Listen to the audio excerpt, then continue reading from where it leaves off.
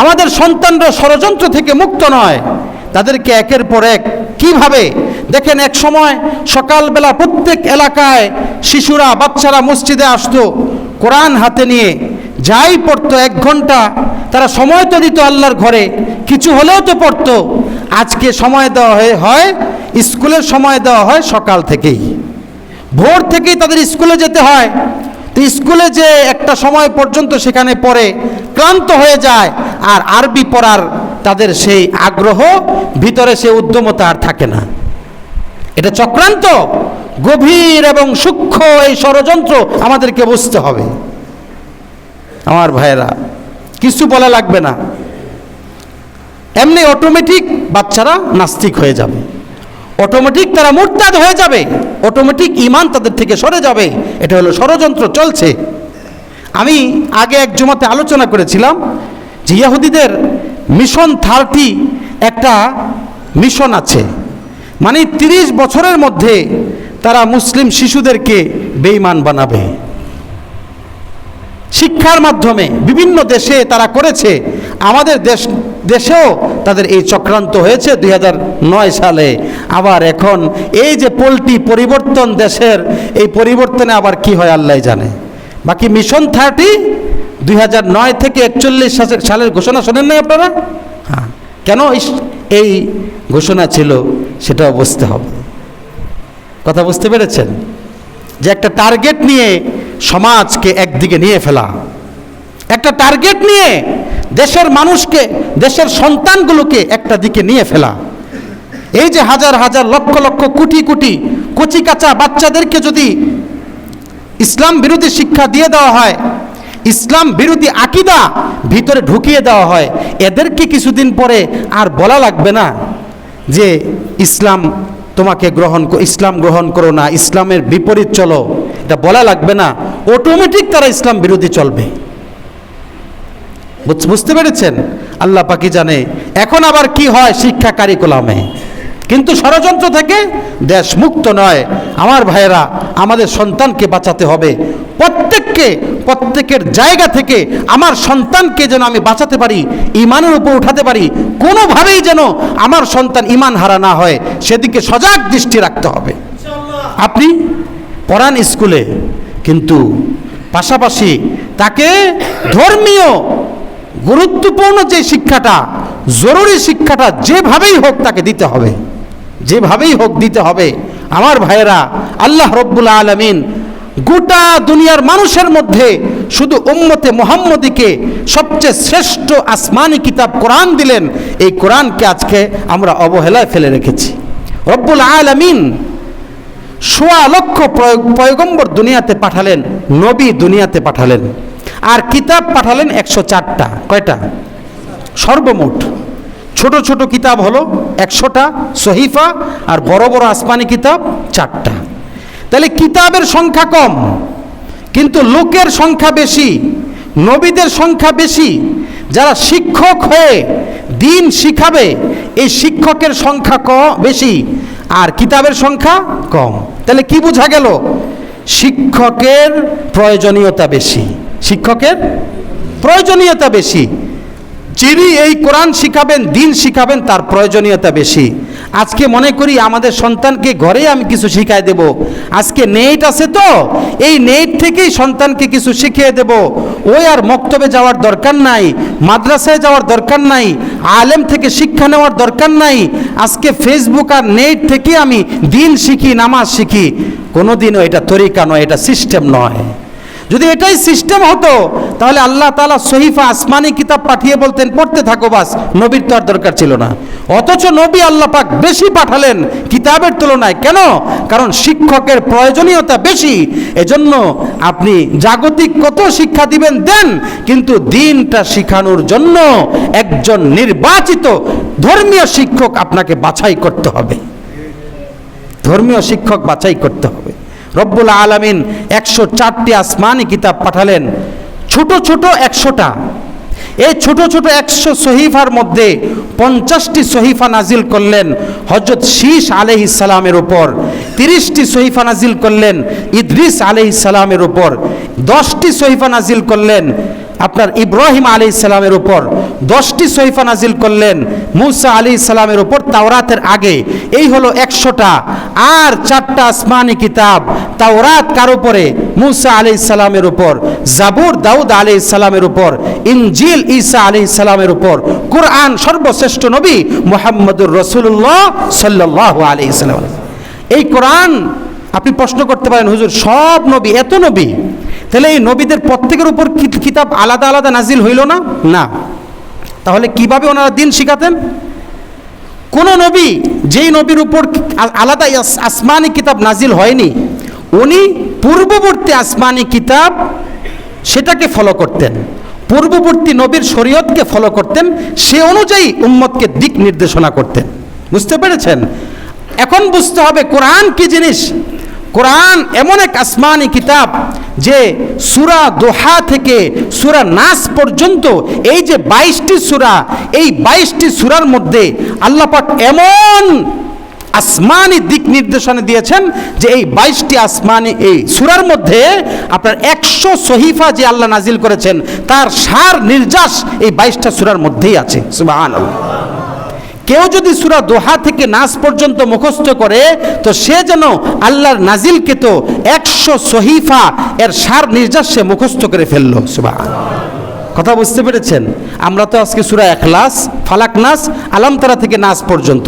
একটু মেহনত করেন, আরেকটু চেষ্টা করেন, সূরা দোহা থেকে পড়েন, সূরা দোহা থেকে এরপরে আলাম নাসর, সূরা 3, সূরা আলাক, সূরা ইন্না আনজালনা, সূরা বাইয়িনা, সূরা জিলজাল, সূরা আপনার আদিয়াত, সূরা কারিয়া, সূরা তাকাসুর, সূরা আসর, সূরা হুমাজা, এরপর আলাম তারা। বেশি তো না, ছোট ছোট মুখস্থ করে ফেলেন, 100 আসমানি সহিফার সার নির্যাস আপনার মুখস্থ হয়ে যাবে। সুবহানাল্লাহ। কোরআনের মধ্যে 15তম পারার প্রথম সূরাটা সূরা বানী ইসরাঈল। সূরা বানী ইসরাঈল এটা প্রায় আধা পারার মতো আর কি, 11 পৃষ্ঠা সূরা বানী ইসরাঈল। এই বানী ইসরাঈলের মধ্যে আল্লাহ রাব্বুল আলামিন তাওরাত কিতাবের পুরাটা তাওরাত কিতাবের সার নির্যাস এর মধ্যে রেখেছেন। সুবহানাল্লাহ। কেউ সূরা বানী ইসরাঈল মুখস্থ করলো মানে তাওরাতের সার নির্যাস মুখস্থ করে ফেললো। এরপরে ইনজিল, জাবুর যেই কিতাব দাউদ আলাইহিস সালামের উপর নাজিল হয়েছে, এই জাবুর এই কিতাবের সার নির্যাস আছে 7টি সূরায়। কোরআনের মধ্যে 7টা হামিম সূরা আছে। হামিম ওয়াল কিতাবিল মুবিন, হামিম আইন সিন কফ, হামিম তানজিলুম মিনার রহমানির রহিম, তা হামিম তানজিলুল কিতাবি মিনাল্লাহিল আজিজিল আলিম। এভাবে 7টা সূরা আছে।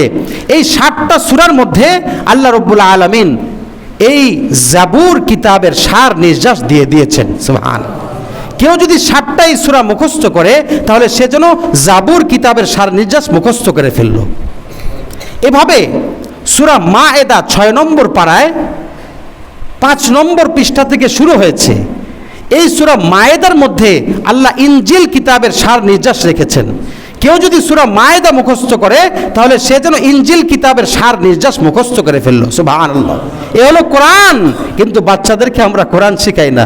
তা আমরা নাচ শিখাতে নিয়ে যাই, আমরা ড্যান্স শিখাতে নিয়ে যাই, আমরা আরও কত কিছু হ্যাঁ ভালোবাসার গান এই সেই এটা শিখিয়ে আমরা খুব গর্বের সাথে বলি আধুনিক যুগ তো এই যুগে ড্যান্স শিখাতে হবে, এ যুগে নাচ শিখাতে হবে। আধুনিক যুগে 21শ শতাব্দীর এই প্রযুক্তির যুগে যদি আমি তাকে নাচ না শিখাই তাহলে কেমন হয়? আরে বেওকুফ, তুমি মুসলমান, তোমার আদর্শ কি এটা ছিল? তোমার আদর্শ কি এটা ছিল? আরে ড্যান্স শিখবে তো বেঈমানরা। ড্যান্স তো আল্লাহ বিরোধী একটা কাজ। গান শেখা, বাদ্যযন্ত্র শেখা, গিটার শেখা, এটা তো ইসলাম বিরোধী একটা কাজ। তুমি মুসলমান হয়ে সন্তানকে কিভাবে এটা শেখাও? লজ্জা করা উচিত একজন মুসলমানের, লজ্জা করা উচিত। আমার ভাইয়েরা, আল্লাহ রাসূলুল্লাহ সাল্লাল্লাহু আলাইহি সাল্লাম হযরত আবু হুরায়রাকে বললেন, ও আবু হুরায়রা, তুমি যদি কোরআন শিখো, আরেকজনকে কোরআন শিখাও, তুমি যদি কোরআনের শিক্ষক হও বা কোরআনের ছাত্র হও, মারা যাওয়ার পরে তুমি যে কবরে যাবে, কবরে যাওয়ার পরে তোমার এই কবরকে ফেরেশতারা এমনভাবে তাওয়াফ করবে যেমন নাকি বাইতুল্লাহকে মুমিনরা তাওয়াফ করে থাকে। সুবহানাল্লাহ। আহা, সেই কোরআনের শিক্ষক আমরা হতে রাজি না, সেই কোরআনের ছাত্র আমরা হতে রাজি না। আমাদের জন্য বড় আফসোস। আমার ভাইয়েরা, চিন্তা করেন সন্তানকে কোরআন শিখিয়েছেন কিনা, দিন শিখাচ্ছেন কিনা। আপনি হয়তো মনে করেন সন্তানকে 2 মাস কোরআন শিখাইছি, মক্তবে বাস চলবে তো। আরে না ভাই, তাহলে আপনি নিয়মিত স্কুলে কেন পাঠাচ্ছেন? প্রতি বছরই তো এক ক্লাস থেকে আরেক ক্লাসে উঠছে, তো স্কুলে তো নিয়মিতই যাচ্ছে। তো এই কোরআন আপনি 2 দিন শিখিয়ে মনে করতেছেন সব কমপ্লিট না। শুধু কোরআনের একটু তেলাওয়াত শিখতে পারা, একটু সূরা কোনো রকম আদা অশুদ্ধ শিখতে পারা, এতটুকু যথেষ্ট নয়। বরং কোরআনকে পরিপূর্ণ শুদ্ধ করে শিখতে হবে এবং কোরআনের কিছু তর্জমাও জানতে হবে, মাসালা জানতে হবে, আকীদা জানতে হবে, হাদিস জানতে হবে, নবীজির জীবনী থেকে জানতে হবে। এইভাবে অনেক চ্যাপ্টার আছে, এগুলো নিয়মিতই যেমনিভাবে স্কুলে পাঠান, ঠিক তেমনিভাবে নিয়মিত আপনার বাচ্চাকে একজন সুদক্ষ শিক্ষকের কাছে, ধর্মীয় শিক্ষকের কাছেও পাঠদান করাতে হবে। আমাদের আল-আকসা একাডেমির উদ্যোগ আছে, প্রতিদিন মাগরিব থেকে এসে 1 ঘন্টা আমরা পড়াই মুসলমান বাচ্চাদেরকে। কোরআনের পাশাপাশি আকীদা শেখানো হয়, মাসালা শেখানো হয়, তাদেরকে হাদিস শেখানো হয়, তাদেরকে নবীর জীবনী থেকে শেখানো হয় পর্যায়ক্রমে। 1 মাস পড়িয়ে চলে গেলে হবে না, নিয়মিত দিয়ে দিতে হবে।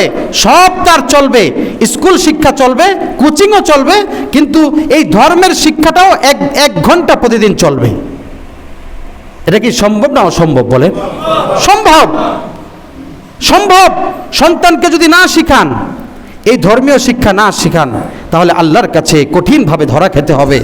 একটা লোক যদি সকালবেলা পেঁয়াজ খায়, পেঁয়াজ খালি পেটে, সারা দিন তার মুখ থেকে কিন্তু পেঁয়াজের গন্ধ আসে।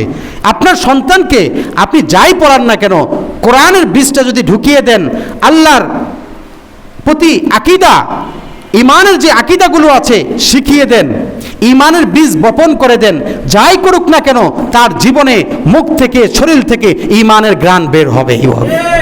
কেউ তাকে মুরতাদ বানাতে পারবে না।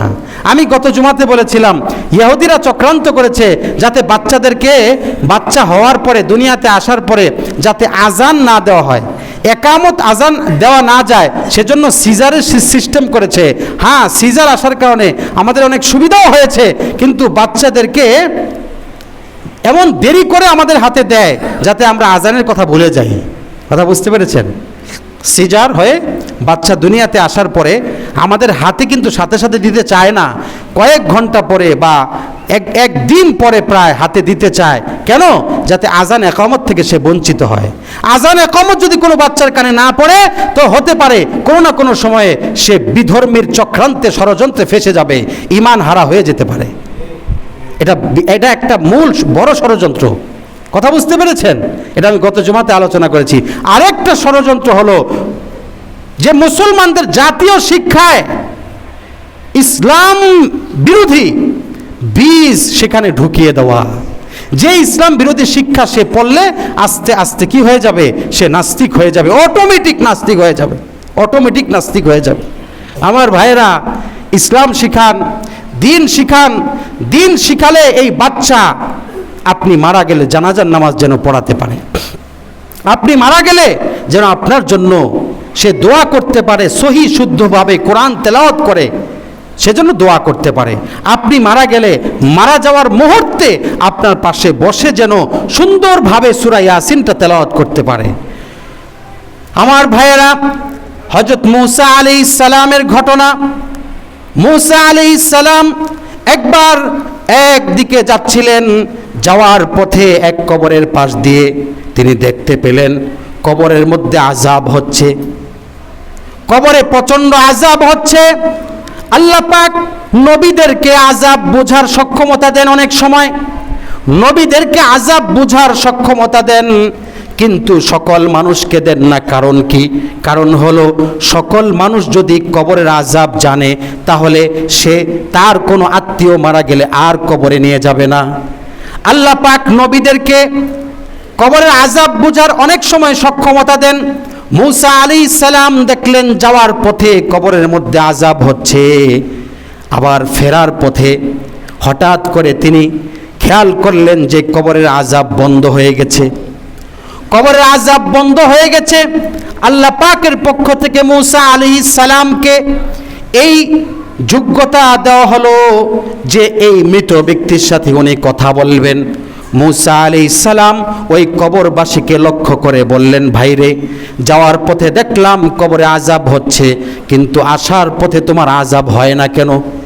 এই লোকটা বলছে, ভাই নবী মূসা, যাওয়ার পথে আযাব দেখছিলেন এই কারণে যে আমি আযাবের উপযুক্ত একজন অপরাধী, নাফরমান, আমি আল্লাহর প্রকৃত বান্দা হয়ে কবরে আসতে পারি নাই, কিন্তু আল্লাহ পাক কবরের আযাব থেকে আমাকে মুক্তি দিয়েছেন। এই কারণে আমি দুনিয়া থেকে আসার সময়ে আমার বিবির পেটে এক বাচ্চা রেখে এসেছিলাম।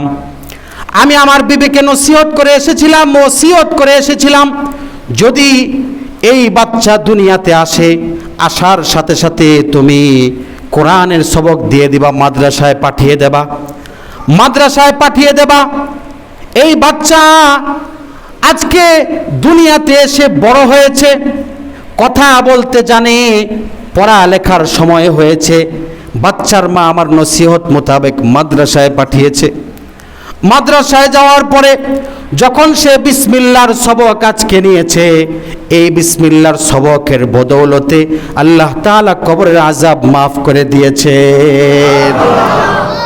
এজন্য ভাইয়েরা, দ্বীনি শিক্ষার গুরুত্ব আমাদের কাছে নাই, দুনিয়াবী শিক্ষার অনেক গুরুত্ব আছে।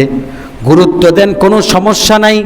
ইয়ালামুনা যাহিরাম মিনাল হায়াতিদ দুনিয়া, আল্লাহ তাআলা কোরআনে বলেছেন তারা দুনিয়ার সব কিছু জানে বোঝে, কিন্তু পরকালের বিষয়টাকে গুরুত্ব দেয় নাই। এই জন্য পূর্ববর্তী উম্মত ধ্বংস হয়েছে। সব কিছুর গুরুত্ব দেন। ছেলেকে আপনি দুনিয়াবী দিক থেকে অনেক বড় বানাবেন, কোনো আপত্তি নাই, কিন্তু পাশাপাশি ধর্মীয় শিক্ষাটা ভালোভাবে দিতে হবে, যাতে করে ধর্মীয় শিক্ষার মৌলিক জিনিসগুলো তার মধ্যে ঢুকে যায়। এটা অবশ্যই দিতে হবে, কি বলেন, ঠিক কি না? এটা দিতে হবে। আমার ভাইয়েরা, এই দেওয়ার দ্বারা আপনি বঞ্চিত হবেন না। একটা বাচ্চা সে যখন একজন আলেমের চোখে চোখে থাকে, তার জীবন সুন্দর হয়। বুজুর্গ আর আলেমের চোখের অনেক দাম আছে, চোখের দৃষ্টির অনেক দাম আছে।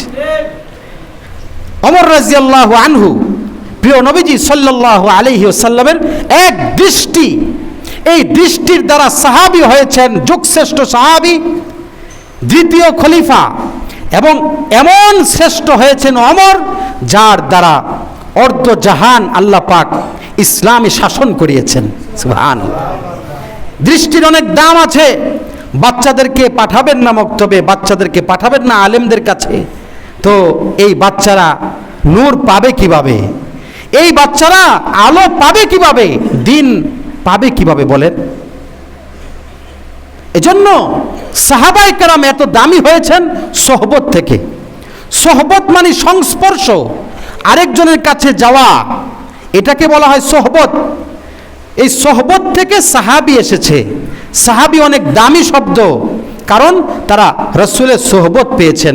এজন্য প্রতিটা সন্তানকে আলেমের সোহবত দেওয়া শুধু 1-2 মাসের জন্য না, সারা জীবনের জন্য এরকম বানিয়ে নেন যে বাচ্চার যেন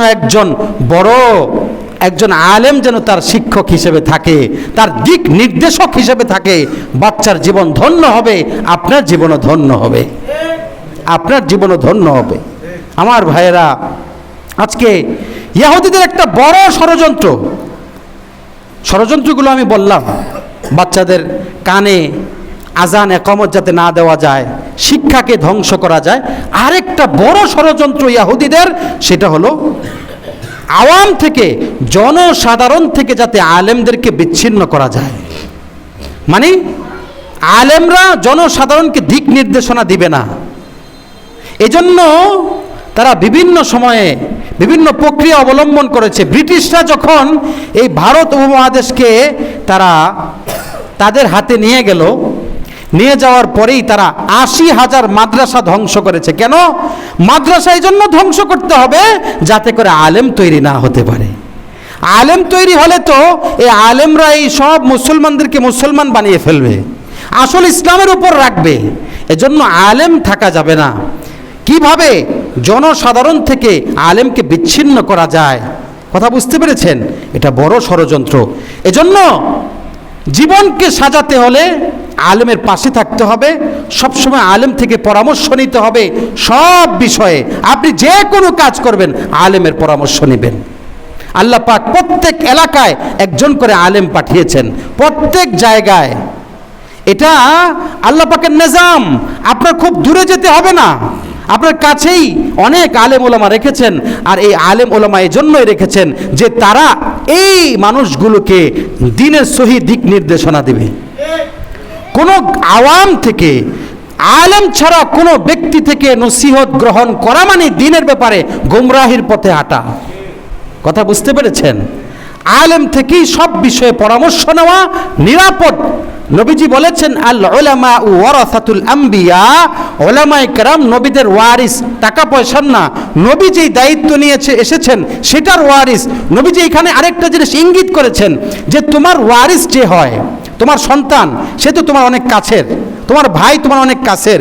ঠিক তোমার আখিরাতের লাইনের সবচেয়ে কাছের একজন মানুষ হলো ওয়ারিসে আম্বিয়া। তুমি যদি আমার কাছে পৌঁছতে চাও, তুমি যদি জান্নাত পর্যন্ত পৌঁছতে চাও, তাহলে ওয়ারিসে আম্বিয়ার সাথে, আলেমের সাথে তোমার সম্পর্কটা ভালো করতে হবে, ভালো করতে হবে। আজকে ইহুদিদের একটা চক্রান্ত হয়েছে যে আওয়াম থেকে যাতে আলেমদেরকে বিচ্ছিন্ন করা যায়। একটা বিভিন্ন সময়ে আলেমদের বিরুদ্ধে আপনার বিদ্বেষ তৈরি করা হয়, এমন একটা সিচুয়েশন তৈরি করা হয় যাতে জনসাধারণ আলেম থেকে বিচ্ছিন্ন হয়ে যায়।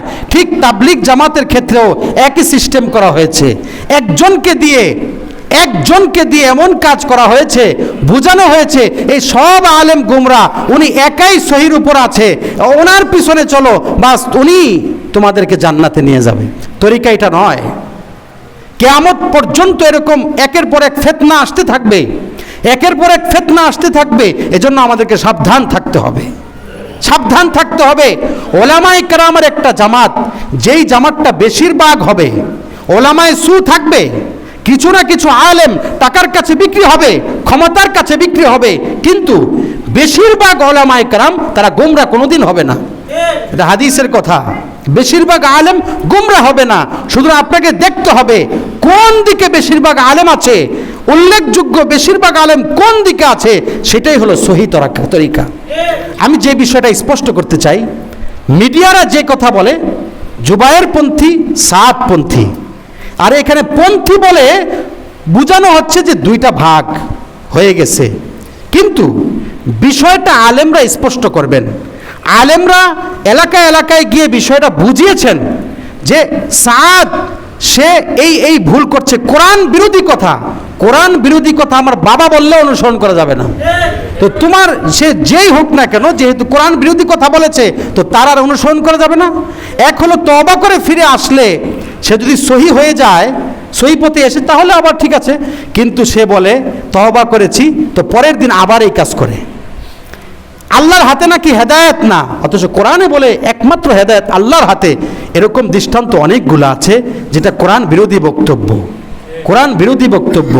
কোরআন নাকি অর্থ না বুঝে তেলাওয়াত করলে কোনো লাভ নাই। আরে বেওকুফ, তুমি তো হাদিস বিরোধী কথা বলছো। তুমি এর থেকে ফিরে না আসলে বলেন এই লোকটাকে কি অনুসরণ করা যায়? আলেমদের কাজ হলো যেই দলই হোক, আপনি যেই দলই হোক, আমার চোখের সামনে একটা হক জামাত আমি দেখছি, তো এইখানে যদি কেউ উল্টা কোরআন হাদিস বিরোধী কথা বলে, তো আমি আলেম হিসেবে এটা বলতেই হবে যে এটা অন্যায়, এটা করা যাবে না, তাহলে তো আমি আলেমই না।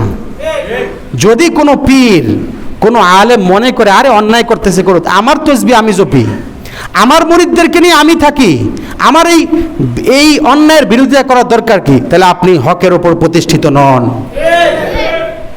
আপনি আলেম হয়ে থাকলে, সঠিক পীর হয়ে থাকলে, যত জায়গায় কোরআন বিরোধী কথা চলবে, আপনার জায়গা থেকে যতটুকু পারেন আপনি অন্যায় এই কাজের বিরোধিতা করতে হবে, এবং অন্যায় কাজটা যদি অন্যায় এটা বুঝিয়ে দিতে হবে।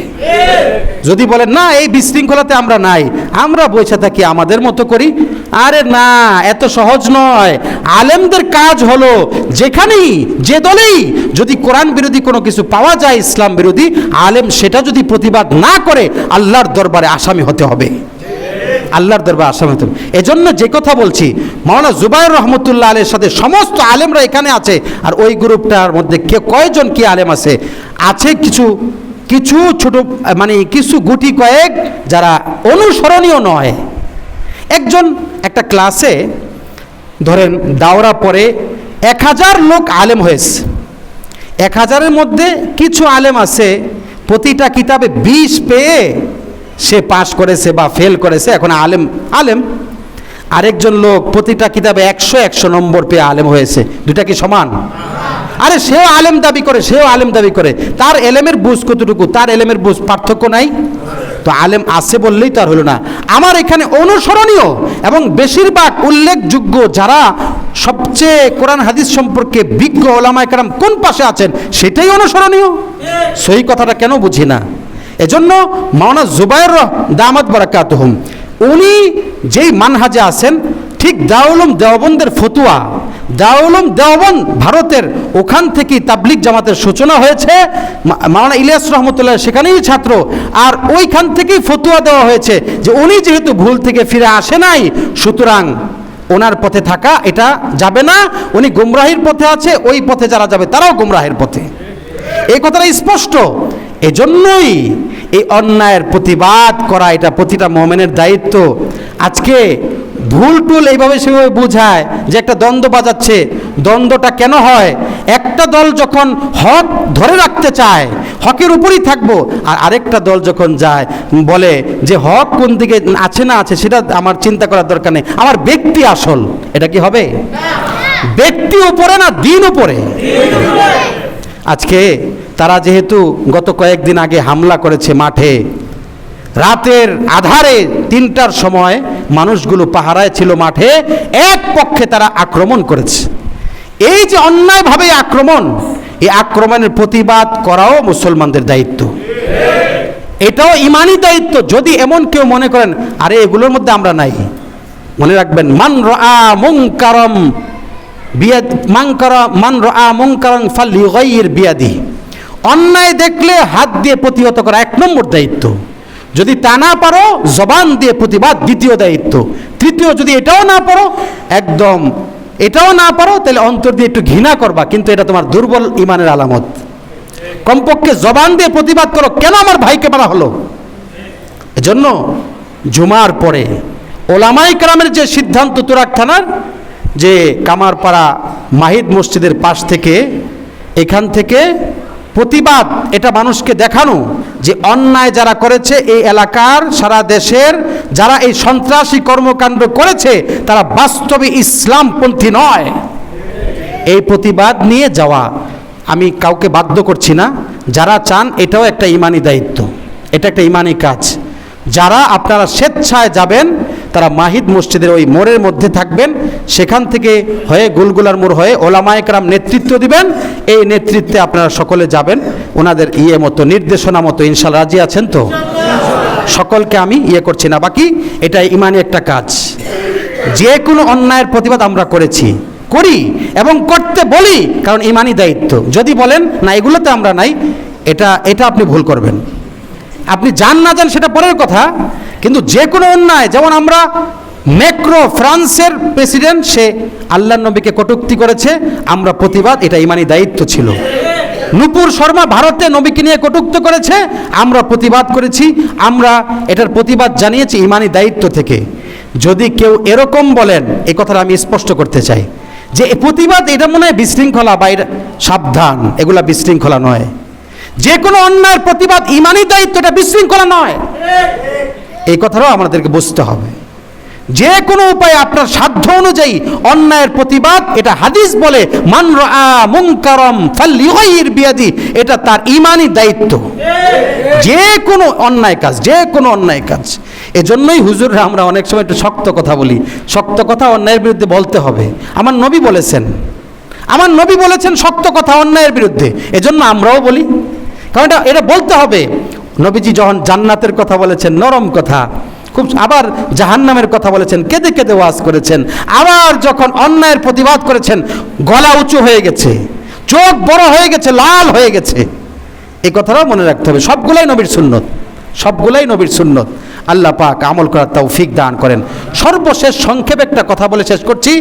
বছর শেষ ডিসেম্বর মাসের 31 তারিখ সম্ভবত মঙ্গলবার, এই রাত্রিতে 31st নাইট হয়। আমার ভাইয়েরা, যুবকদেরকে অনুরোধ করছি, 31st নাইট উদযাপন এটা শিরকি কাজ। এটা কি কাজ? রোমানরা তাদের একটা দেবতা আছে, নাম হলো জানুস। এটা আপনারা নেটে সার্চ করলেও পাবেন। জানুস দেবতার 2টা মাথা থাকে, 2 মুখী 2 মাথা। তারা কি করে, বছর শেষে রাত 12টার আগে ওই জানুস দেবতার পিছনে গিয়ে বলে, ও দেবতা তোমার কৃপায় সারা বছর ভালো ছিলাম, বলে নাউজুবিল্লাহ। 12টা 1 যখন বাজে, সামনের ওই মাথার দিকে এসে বলে, ও দেবতা তোমার কাছে প্রার্থনা করছি আগামী 1 বছরের জন্য ভালো থাকতে পারি, বলেন নাউজুবিল্লাহ।